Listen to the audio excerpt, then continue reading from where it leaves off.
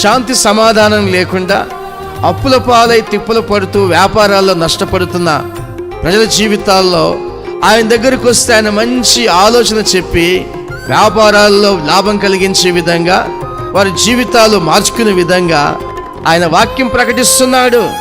అంతేకాదు, ఈ లోకంలో మార్గం లేదు, ఇక నా జీవితంలో సుఖం లేదనుకున్న జీవితాలకు ఆయన మార్గదర్శిగా నిలిచాడు. ఒక మంచి మార్గం చూపించాడు. అది సమాధానకరమైన మార్గం, దేవుని రాజ్యానికి మార్గం.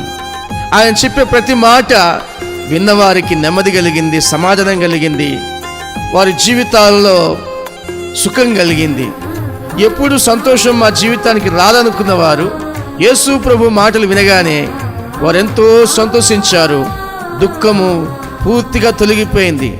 యేసు ప్రభు పాదాల చెంతకు వచ్చిన ప్రజల జీవితాలలో దుఃఖం సమాప్తములైనాయి, దుఃఖ దినములు సమాప్తములైనాయి. ఇక వారి జీవితంలో సంతోషం ప్రారంభమైంది.